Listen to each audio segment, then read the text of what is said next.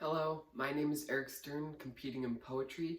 This is my submission for the CHSAA State Speech and Debate Tournament.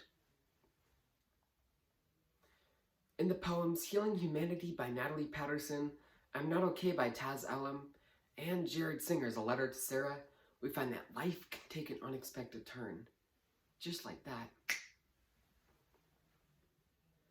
Life is complex. You should know that up front. There will be tears and hurt and joy and pain, so much love and magic and heartbreak. Did I mention? Life is kind of weird. It is this cacophony of people and things, ideas and promises we meant to keep. Think of it like a symphony. We each remember there's this perfect sound, but independent, the song just ain't the same. Like Drake without the corny dancing. Okay, that's a terrible example. But you get what I mean. We are a symphony, having a part to play, and should we give it our all, we get to bask in the goosebumps, settle into the magic. And speaking of magic, this is the best part. But it's tricky though, because magic is this illusion, right? This crazy blend of intoxicating allure and hard work. Sometimes you'll feel like a prop, feel like an unfinished task. But should we execute masterfully, we get to understand the bigger picture.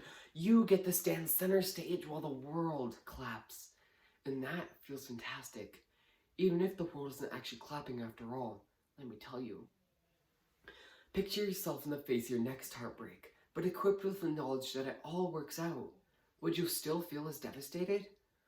Looking back, I wish I would have known how good my life was going to get, how each hurt prepared me for the next best version of myself. I would have seen rejection as God's protection and let that fool go with greater ease. Your perspective is your saving grace. Press your spirit against your faith and promise yourself that something more is coming. This is how we heal. Do not sulk. Do not give up. Do not invest your energy in people who do not value you. Your duty is to place yourself in the best case scenario, but not on some creepy capitalist crabs in a barrel tip, but by proving that you are worthy of magnificence, even when your faith is wavering. And I mean faith like only visualizing positive outcomes. Like praying to God prayers of thanks even when nothing is working, because you know something will. Faith like not losing hope for recovery, like staying the course. And when we do all this work, this hard to define work of not letting the past determine our future, we heal. And when we heal individually, so do we collectively. And on the opposite side of pain, we find love. We find joy in the laughter of children. We find balance because we did the work. And it ain't easy, my friend. Healing isn't easy, but it may be the best thing you ever do for yourself and for humanity. For as long as I can remember, I've always had this void in my life. It's this empty feeling deep, deep inside of you that you can't quite shake no matter how hard you try. It sort of consumes and eats away at you. You'll have great happy moments, and then just when you thought everything was fine, surprise. The feeling always comes back. It's just a matter of time. The constant frustration to fill the void, something to ease the pain. What's the cause? Nobody knows. And yet you feel the same sad emptiness every single day. It leaves me feeling so down and empty, like I'm missing something, somehow, something that's a big part of me. And once I have it, I'll be happy.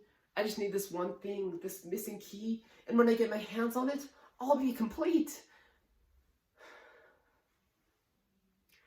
I've tried everything. Friends, education, material stuff.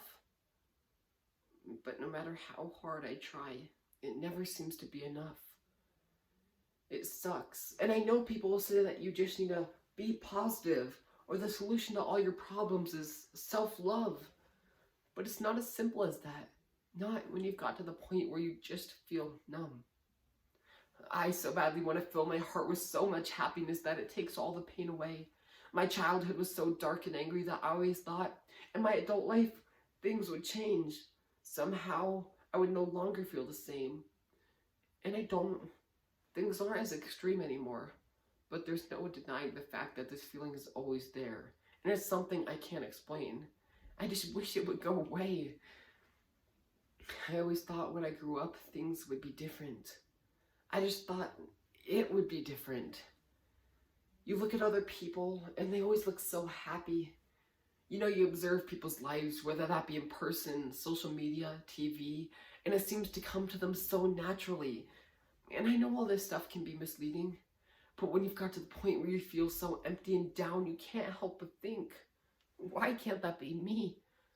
Because you want that, you so desperately want that, and you feel like you're doing the right things. You know, you're having fun with your friends, dancing to silly music, having late night chats. And in the moment, it feels great. You're in a good, happy place. But that happy feeling always goes away. And the sad emptiness kicks in again. Do I sound crazy? Oh God, I think I sound crazy.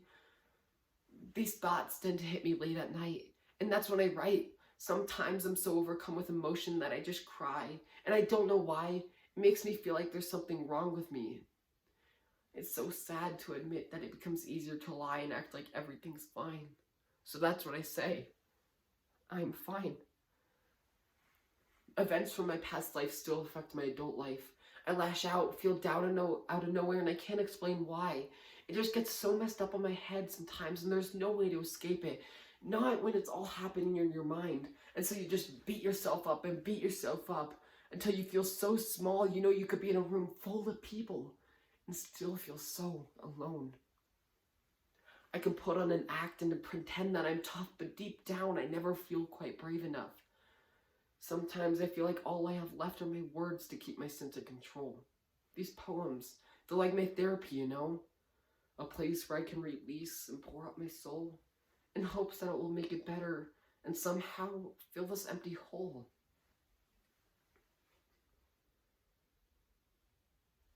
When contemplating superpowers, if I could regenerate any damage done to my body, I would double backflip, belly flop off the tallest building I could find. I would make you watch, will tell you it won't hurt me as my body hits the ground, turns bone to dust. When the blood splatters across your face, there will be a moment where your heart stops, where the belly drops out of your everything. I would calmly walk over to you and say, yeah, ever since you killed yourself, it's been like that for all of us, all of the time. If I could fly, I would take you so high, so fast, you'd be petrified. Wind resistance alone would rip you out of my arms. Don't worry, I would hold on to you with a strength born of fear and longing. When your vision goes black, I'll whisper into your ear. If you'd only told us something was wrong, we could have held you, told you we loved you, we could have helped. I would stop. As the oxygen rushes back into your brain, everything would come into focus. I would calmly walk over to you and say, yeah, every day was like that with you. You always made sure we saw the beauty in front of us. If I could read people's minds, I would not invade your privacy. Instead, I would eavesdrop on every passerby, tattoo my arms with all the compliments, every wow, she's good looking, every I wish I was that confident. Meeting all your ex-lovers would turn my chest and back into a masterpiece. Record everything they had to say. She was the best thing that ever happened to me. How could I have ever let her get away? My legs would turn into a patchwork with hatch marks for every time I wished you were still with me. It would not take a full day to cover my body with all the nice things people didn't think you needed to hear. If I could travel through time, I would go back to the moment before it was too late.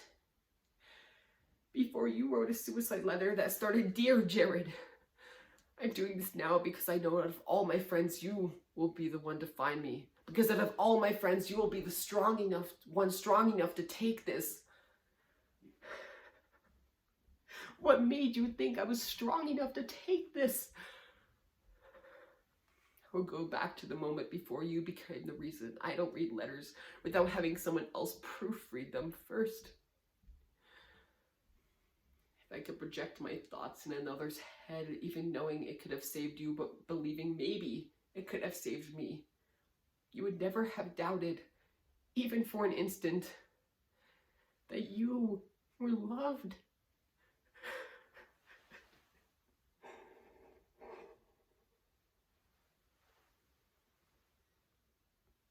Thank you.